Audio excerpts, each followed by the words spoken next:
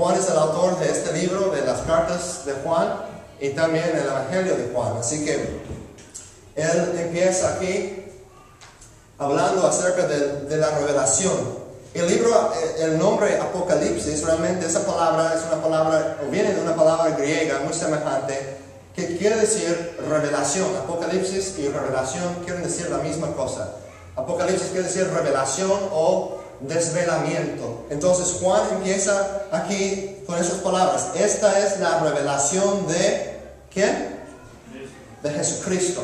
Eso es muy importante entender. Esa es la revelación de Jesucristo. ¿Cuántos de ustedes han quizás estado espantados por leer este libro, pensando que a lo mejor han oído ciertas cosas de este libro, de los desastres que hay, y ya en la noche no puedes dormir porque empezaste a leerlo y ya no quisiste terminarlo porque no podías dormir, estabas pensando en el falso profeta, en el anticristo, en la bestia, la sangre que fluye en las calles y todos esos desastres. Y dices, pues ese libro me espanta, me asusta. Esa es la actitud de algunas personas. No quieren leer este libro porque les da miedo, les da pavor a leer el libro de Apocalipsis. Otras personas van al otro extremo de obsesionarse mucho con este libro, pero no en el sentido correcto. Están fascinados con esas cosas de los últimos días, pero realmente su enfoque no es el enfoque correcto.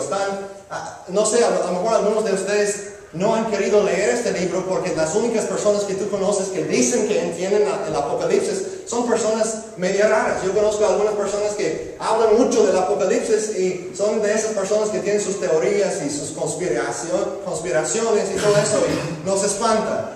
Entonces existen esos dos extremos. Algunos que se obsesionan a entender, tratar de tener una teoría para cada versículo. Debemos estudiarlo y vamos a estudiarlo, pero lo hacen así como si fuera cualquier otro libro de misterio.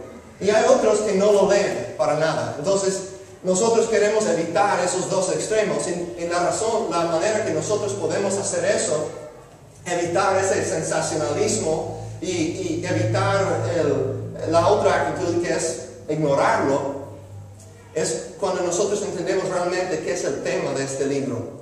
Entonces es la revelación de ¿quién? De Jesucristo. Entonces este libro no se trata principalmente, el tema central de este libro no es el anticristo, no es la bestia, no es el falso profeta, ni son los últimos días. El tema central del libro de Apocalipsis es el Señor Jesucristo. Y si no entendemos eso, va a ser muy difícil entender el libro de Apocalipsis. La clave para entender el Apocalipsis o para entender realmente cualquier libro de la Biblia es entender que todo se trata de Jesucristo. Él es el tema central. Todo habla de Jesús. Apocalipsis es un poquito más difícil para entender que otros libros de la Biblia. Es como una película que Juan está viendo y él está mirando el futuro y está tratando de escribirlo. Por eso es un poquito, aunque todo es verdadero, es un poquito más difícil de entender más que otros libros de la Biblia. Pero es importante estudiarla y como vamos a ver, como leemos ahorita, todos los que leen este libro la ponen en práctica, reciben una bendición. Así que la clave es entender que el Apocalipsis se trata principalmente de Jesús. Revelación o Apocalipsis es la misma palabra. Revelación significa algo que antes estaba desconocido, ahora ha sido revelado. Ahora conocemos, ha sido descubierto, se ha hecho conocer. Entonces, en este caso es Dios, cuando hablamos de revelación, es Dios quien se revela a nosotros. Es Dios que nos habla, es Dios que nos habla acerca de quién es. Y si tú estás preguntando qué es la diferencia, quizás algunos se han preguntado qué son algunas de las diferencias entre el cristianismo bíblico y todas las otras religiones del mundo. Pues nosotros creemos que todo lo que necesitamos saber acerca de Dios es una de las grandes diferencias, no es la única, pero una de las grandes diferencias es que nosotros creemos que todo lo que necesitamos saber acerca de Dios podemos ver en Jesucristo, se revela en Jesucristo. Jesucristo se revela en su palabra, la Biblia. Entonces nosotros no creemos en la especulación, sino la revelación. No creemos que podemos conocer a Dios aparte de Jesucristo. Y creemos que en Jesús podemos saber todo lo que es necesario saber acerca de Dios. ¿Sí me explico? Entonces, es lo que significa la palabra revelación en el sentido bíblico. Entonces, Juan dice, esta es la revelación de Jesucristo. Si seguimos leyendo el versículo 1, que Dios le dio para mostrar a sus siervos lo que sin demora tiene que suceder.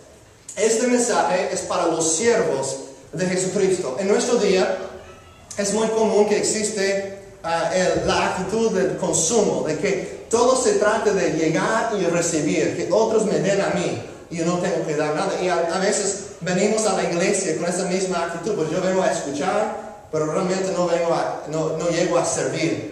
Y Juan dice que tenemos que tener la actitud de no solamente ser servidos, sino servir a otros. A veces resulta que nosotros somos bien egoístas, bien egocéntricos, y pensamos que pues yo vengo a la iglesia, ustedes necesitan servirme a mí. Y Jesucristo diría no. Ustedes necesitan servirse los unos a los otros, amarse los unos a los otros. Entonces, eso es otra clave para entender el libro de Apocalipsis. Todos tienen que ser siervos para entender este libro. Si tú no quieres servir, si no estás sirviendo, no solamente no vas a entender este libro, sino los otros libros de la Biblia, porque la Biblia fue escrito a siervos, a servidores, a los que están sirviendo a Jesús. Así que les invito esta noche no solamente a ser creyentes en Jesucristo, sino a ser siervos de Jesucristo. No solamente ser creyentes en Él, sino a servirlo. Y así vas a entender mucho mejor la Biblia, porque la Biblia fue escrito a aquellos que estaban sirviendo al Señor, a los siervos de Jesucristo. Cuando nosotros empezamos a servir a otros también, empezamos a apreciar mucho más a Jesús, porque Él nos sirve a nosotros. Y empezamos a tener un corazón cada vez más compasivo y amoroso por las demás personas. También nos da una nueva perspectiva. Ya no estamos tan enfocados en nuestros propios problemas y nuestras propias dificultades en la vida. Entonces las escrituras realmente no tienen sentido a menos que tú seas un siervo. Jesucristo, dice la última parte del versículo 1, Jesucristo envió a su ángel para dar a conocer la revelación a su siervo Juan, quien por su parte da fe de la verdad, escribiendo todo lo que vio, a saber la palabra de Dios y el testimonio de Jesucristo. Entonces él dice que Jesús envió a su ángel para dar esta revelación a su siervo Juan. Otra vez vemos que Juan es un siervo. Y como le digo, no apreciarás ni entenderás por completo las escrituras, al menos que tú seas un siervo. Jesús envió su ángel a su siervo Juan, quien por su parte da fe de la verdad, escribiendo todo lo que él vio, a saber la palabra de Dios y el testimonio de Jesucristo. Si tú tienes dudas acerca de estas cosas, acerca de Jesucristo, yo te animo a pasar tiempo con Juan, el apóstol. Leer las cartas de Juan, leer el Evangelio de Juan. Juan fue un testigo ocular. Quizás Juan es la persona más confiable que hay en cuanto a estas cosas. Él era uno de los 12 apóstoles. Y de esos 12 había un grupo de 3 que eran los más cercanos a Jesús: Jacobo, Juan y Pedro. Entonces Juan pertenecía a ese grupo íntimo, y además la Biblia habla de Juan como el discípulo a quien Jesús amaba. Él fue el mejor amigo de Jesús. Entonces Juan fue un discípulo, el mejor amigo, aquel que Jesús escogió como su mejor amigo. Él siguió a Jesús aunque le costó mucho económicamente, dejó su negocio, un negocio exitoso de pescaría. Él estuvo presente en la vida, muerte, resurrección y ascensión de Jesús, y vivió el resto de su vida siendo odiado y perseguido. Él sufrió. Él no tuvo nada que ganar humanamente hablando, solo decir la verdad. Todos los que él amaba fueron asesinados. Su hermano mayor, Jacobo, fue el primero de los apóstoles para morir como mártir. Así que toda la gente que él amaba fueron asesinados. Él no tenía ninguna motivación para soportar y perseverar como lo hizo, aparte de que es verdad. Él dice, nosotros les hablamos de la verdad. Cuando él, en 1 de Juan 1:1, dice, cuando estamos hablando de aquel verbo de Jesucristo, les hablamos de lo que hemos oído, de lo que hemos visto con nuestros propios ojos, de lo que han palpado en nuestras manos. Así que si tú tienes dudas, te animo a pasar tiempo con Juan. Juan es un testigo confiable. Él fue un testigo ocular de todos esos eventos. Y él no tuvo ninguna motivación para para sufrir tanto y ser perseguido lo demás de su vida si no fuera la verdad. Él estuvo dispuesto a entregar su vida a Cristo porque él había testificado su vida, su muerte y su resurrección. Así que les animo a pasar tiempo con Juan, el apóstol, en las cartas que él ha escrito y el Evangelio de Juan. Luego Juan nos dice el versículo 3, dichoso el que lee y dichosos los que escuchan las palabras de este mensaje profético y hacen caso de lo que aquí está escrito, porque el tiempo de su cumplimiento está cerca. Estoy contento porque hoy estoy recibiendo una bendición por leer la palabra de Dios, por leer este pasaje de Apocalipsis con ustedes. Recibo bendición. Yo les animo a incorporar la Biblia en su vida diaria de cualquier forma que puedas. Leer la Biblia con tus hijos, leer la Biblia con tu esposa, con tu esposo, leer la Biblia con los amigos en tu trabajo, leer la Biblia con cualquier persona, leerla a voz alta, compartir la palabra de Dios, escuchar la palabra de Dios, tener discos en que puedes escuchar la Biblia o escuchar a otros que están leyendo. Vamos a recibir bendición, dice, si la ponemos en práctica, si hacemos caso a lo que está escrito, porque el tiempo de su cumplimiento está cerca. Jesucristo regresa pronto y vamos a hablar más de eso el próximo domingo. Pero la Biblia es una bendición, realmente no solamente el libro de Apocalipsis, aunque está hablando específicamente de Apocalipsis aquí, toda la Biblia es una bendición. Así que les animo a dejar que la Biblia fluya a tu propia vida, por medio de tu vida, a las vidas de otras personas. Porque la palabra de Dios es una bendición. Debemos ser hombres y mujeres que conocen la Biblia, que estamos memorizando la Biblia, aprendiendo las verdades de la palabra de Dios. Entonces el versículo 4 dice, yo Juan escribo a las 7 iglesias que están en la provincia de Asia. Aquí inicia ese tema de las iglesias. Por los próximos 2 meses vamos a ver las 7 cartas que Jesucristo escribió por medio de Juan, por medio del Espíritu Santo, a 7 iglesias que están en lo que hoy en día es la nación de Turquía. Entonces, aquí Juan está solo en el día del Señor. Vemos más adelante, es un domingo, el día de la resurrección de Jesús. Es la razón que nos juntamos en los domingos. No es una ley que tenemos que congregarnos los domingos, pero la razón que ya no nos congregamos en los sábados como hacían en el Antiguo Testamento es porque el domingo es el día en que Cristo Jesús resucitó de entre los muertos. Es el día que la iglesia primitiva escogió para congregarse. Así que Juan está solo, está teniendo iglesia ahí, él y Jesús, no hay otras personas ahí con él, ahí está solo, alabando al Señor en el día del Señor, en un domingo. Y lo más probable es que él esté, como dije, solo en una cueva, en la cima del monte de Patmos, ahí en esa isla donde él está exiliado. Para los que no estaban aquí el domingo pasado, los romanos habían exiliado a Juan a una isla para que él ya no predicara más el Evangelio. Lo trataron de matar, lo habían tratado de quemar en aceite, pero él sobrevivió. Dios milagrosamente lo rescató, así que lo exiliaron a una isla. Ahí está, a solas, en una cueva, probablemente arriba de esa montaña. Y Jesús se le aparece, el Señor Jesucristo, el amigo de Juan, se le aparece. Y noten lo que Jesús no le dice a Juan. Jesús no viene a Juan en esa condición horrible en que está Juan. Jesús no viene a decir, Juan, ¿cómo te sientes? No dice eso. No dice, Juan, ¿cómo puedo ayudarte? No. Juan, ¿cómo puedo animarte? Jesús no dice ninguna de esas cosas. No tuvieron esa conversación. Y lo que nosotros hacemos muchas veces en el cristianismo moderno es reducir a Jesús al nivel de un psicólogo.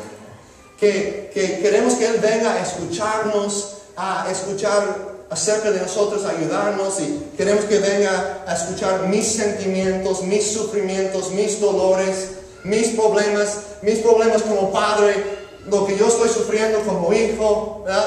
Lo dura que es la vida, ¿verdad? Lo deprimido que estoy, que Él se sienta ahí como un psicólogo tomando notas, ¿verdad? Queremos que Él esté ahí ministrando a nosotros, ayudando a nosotros, animando a nosotros. Y lo que pensamos, Él necesita sentarse ahí, a sonreírse, a sentir y decirme que todo va a estar bien y darme una solución a todos mis problemas. Les digo que esto no es el Jesús de la Biblia. Este no es el Jesús de la Biblia. Jesús sí nos ama, Jesús es bueno, es el gran consejero, dice la Biblia.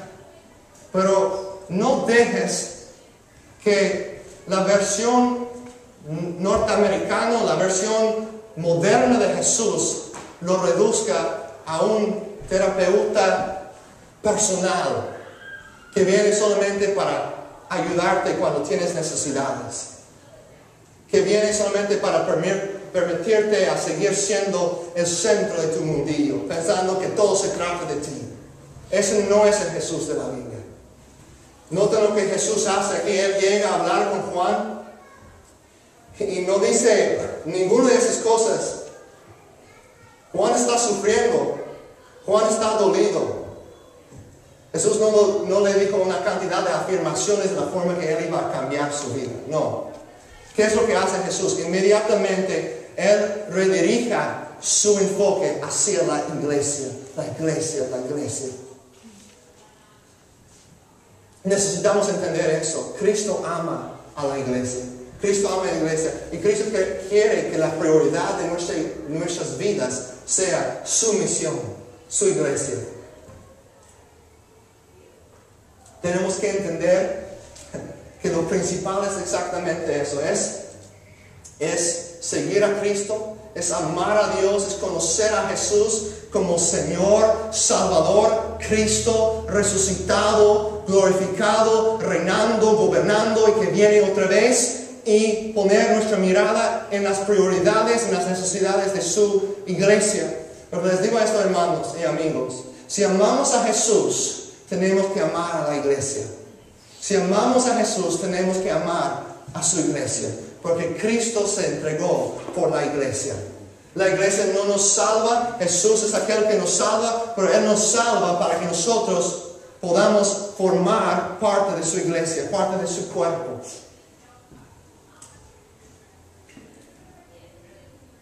Entonces Él quiere que nosotros estemos enfocados en la iglesia. ¿Quién necesita conocer a Jesús? ¿Quién está dolido? ¿Quién está sufriendo? ¿A quién podemos servir? ¿A quién podemos ayudar? Jesús está mirando a todas las iglesias y dice: Juan, yo quiero que pongas atención. Es como Él está diciendo: Juan, quiero que enfoques en estas iglesias. Quiero que redargullas a las iglesias, que reprendas a las iglesias, que animes a estas iglesias, que enseñes a estas iglesias, que los animes, que los ayudes. Y eso es algo bien, bien importante entender. Muchas personas tienen el concepto falso de que solo importa mi relación personal con Jesús. Yo no necesito ir a la iglesia, yo no necesito tener comunión con otros creyentes. Lo suficiente es que yo conozca a Jesús, yo puedo leer la Biblia en mi casa y eso es lo suficiente. No. Bueno, es principal tener una relación con Jesús, eso sí es importante, pero no queda ahí. Cristo nos salva para que nosotros podamos formar parte de su iglesia.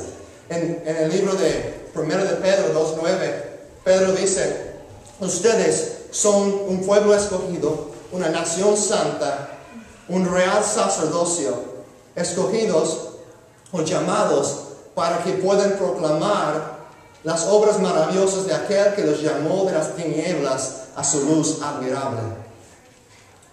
Y ahí Cristo, por medio de Pedro dice: nosotros somos una nación santa, un pueblo escogido. Ninguno de ustedes, qué ridículo sería si tú dices: yo soy un pueblo, yo soy una nación. Eso es ridículo. No, juntos somos el pueblo de Dios, juntos somos esa nación santa que Dios ha escogido.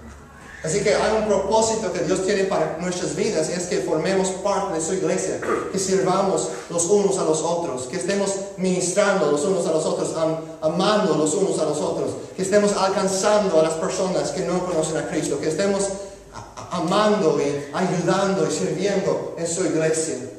Que Cristo ama a la iglesia. Me da mucha tristeza que veo a muchas personas, bueno, quizás no muchas, pero tristemente si vas en el internet, por ejemplo, puedes ver personas que supuestamente son cristianas, gente cristiana que andan criticando y atacando a la iglesia, a las iglesias cristianas, juzgando, pura hipocresía. Y claro que la iglesia no es perfecta. Y esas 7 cartas que vemos en este libro demuestran de qué manera la iglesia necesita cambiar y arrepentirse y aprender y crecer. La iglesia no es perfecta, pero vemos aquí en Juan la actitud de alguien que viene a un lado a decir, yo estoy aquí para ayudar, para edificar. No es la actitud de un crítico que se queda atrás solamente juzgando. No, es la actitud de uno que viene, yo quiero edificar, yo quiero animar, yo quiero exhortar. Y si hay falsas doctrinas, hay que corregirlo, sí, porque la verdad es muy importante. Pero siempre nuestra actitud hacia la iglesia de Jesucristo debe ser una actitud de desear ayudar y construir, no derribar, sino edificar a la iglesia, porque Cristo ama a la iglesia. Si Cristo quiere que nosotros no solamente amemos a Él, sino que amemos a su iglesia. Él quiere que no solamente sirves a Él, sino que lo sirves por medio de servir a su iglesia. Eso es bien importante para nosotros. Pero recordar que mi deseo en este estudio, en esos estudios en Apocalipsis, que nosotros podamos llegar a amar más a Jesús y amar más a su iglesia. Porque si amamos a Jesús, tenemos que aprender a amar las cosas que Jesús ama y odiar las cosas que Jesús odia. Y Jesús ama a la iglesia. Así que es un buen argumento aquí para la unidad que debemos tener como creyentes.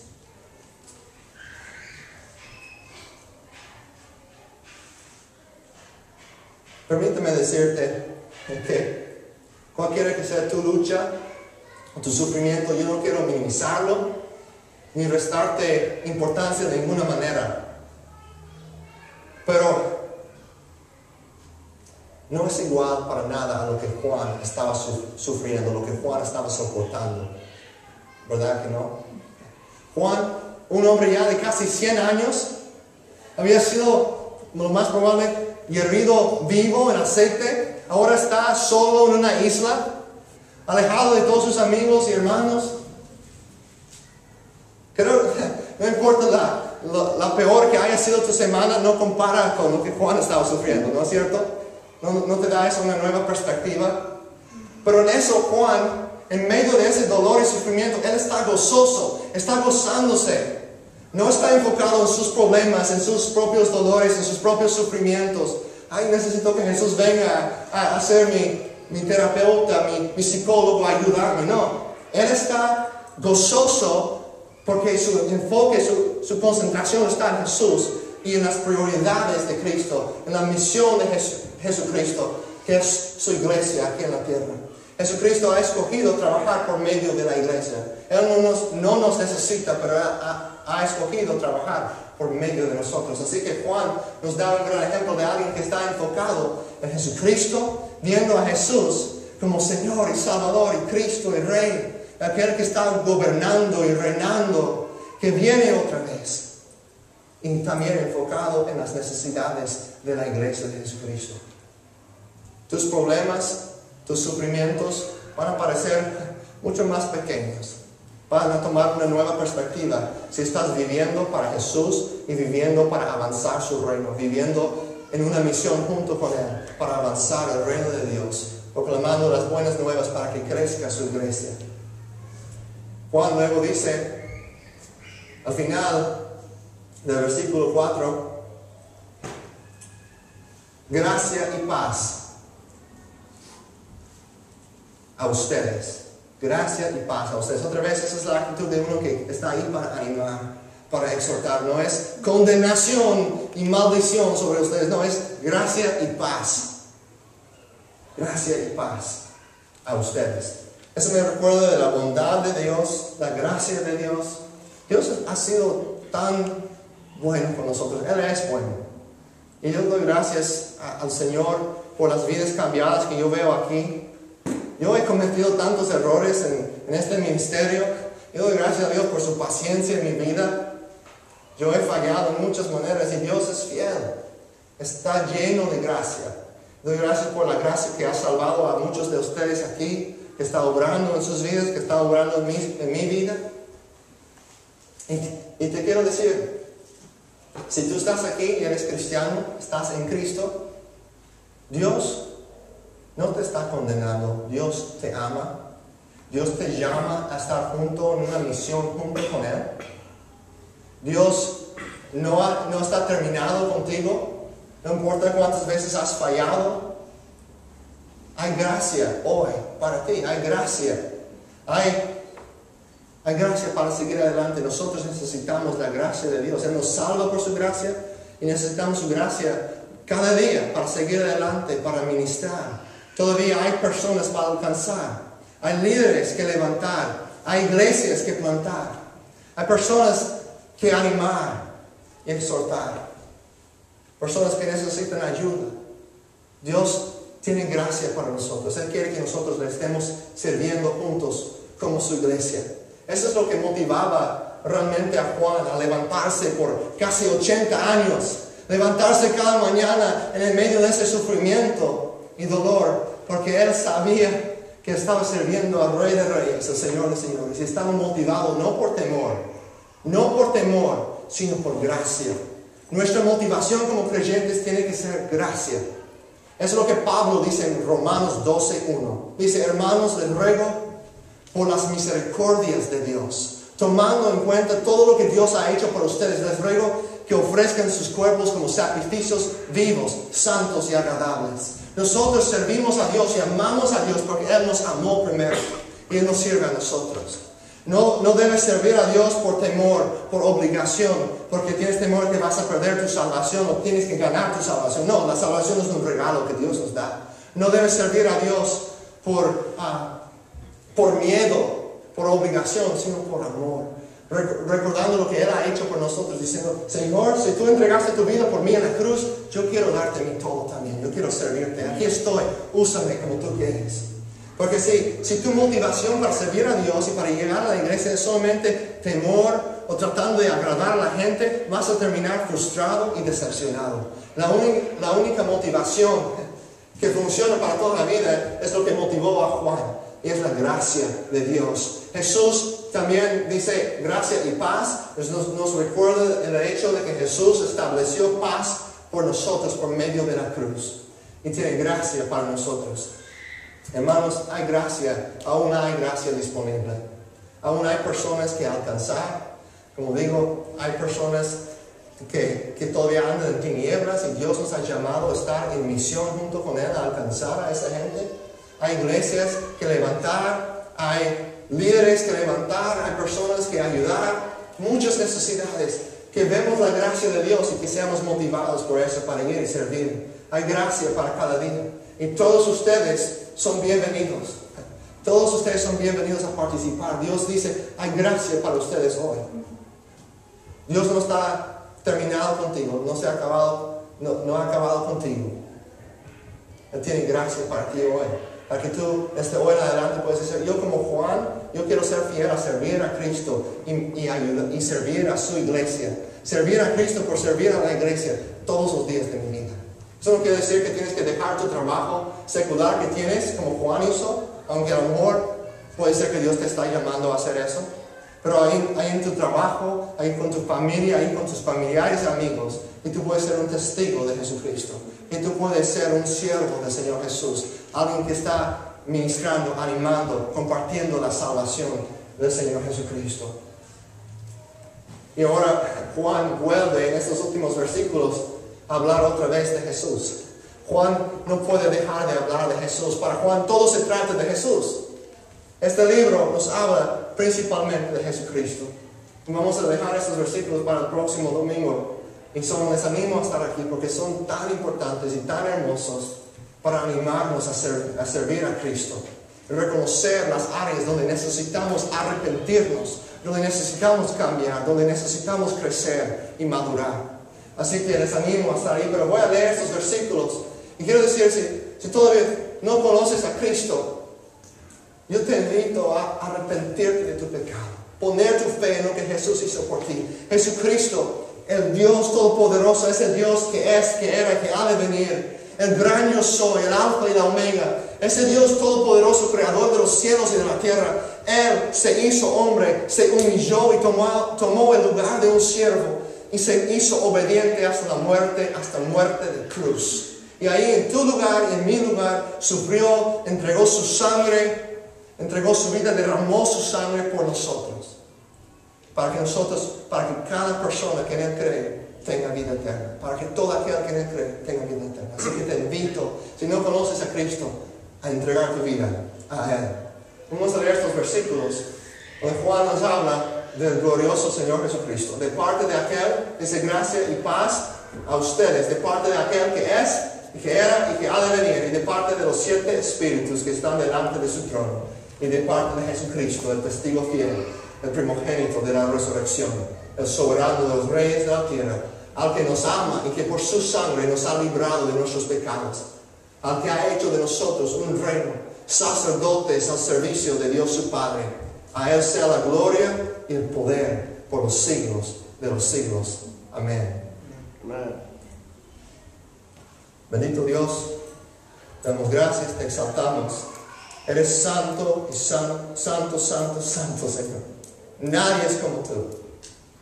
Nadie es como tú. Te exaltamos, te alabamos, Señor, te pedimos que nos ayudes a verte, Señor, que nos des ojos para verte más claramente, que abras los ojos espirituales de nuestro corazón, para que podamos conocerte más, para que podamos agradarte más, Señor. Señor, sabemos que tú eres un Dios de ira, un Dios de enojo hacia el pecado, hacia el pecador. Señor, y gracias que en la cruz Cristo se convirtió en nuestro pecado, para que tu ira ya no está sobre nosotros, si estamos en Cristo. Pero si hay personas aquí todavía que permanecen en sus pecados, sabemos que tu ira todavía permanece sobre ellos. Y pedimos, Señor, que puedan tener gracia para arrepentirse de su pecado y poner su fe en tu obra cumplida en la cruz por nosotros. Ayúdanos, Señor, a ser siervos de Jesucristo, no solamente creyentes, sino siervos, servidores de nuestro gran Dios y Salvador. Ayúdanos a poner en práctica tu palabra. Ayuda a los hermanos aquí a tomar notas, a traer su cuaderno, su pluma los domingos que vienen para recordar estas verdades y ponerlas en práctica para que puedan recibir esa bendición y que puedan glorificarte a ti. Señor, ayúdanos a amarte a ti y a amar a tu iglesia. Ayúdanos a no caer en la trampa del enemigo de criticar y juzgar con pura santurronería y hipocresía, Señor. Ayúdanos, Padre, a ser fieles a tu misión y amarte a ti y amar a tu iglesia, servir a tu iglesia y animar a los hermanos aquí, Señor. Te pido que nos ayudes a crecer y multiplicarnos, sembrar más iglesias, alcanzar más personas. Sabemos que humanamente hablando no podemos hacer eso, Señor. Pero yo tengo fe que aún aquí en este mismo momento hay personas aquí que tú vas a usar para avanzar tu reino en este lugar, para edificar a tu iglesia en este lugar y hasta los confines de la tierra. Te lo pido en fe, te pido que aumentes nuestra fe en tu palabra, Señor, en tu espíritu. Te alabamos, Señor Jesús, en tu gran nombre. Gracias que vas a venir otra vez por nosotros. Ayúdanos a estar preparados, estar viviendo cada día con esa anticipación, Señor, de tu regreso. Te amamos, Señor, te damos gracias. Amén.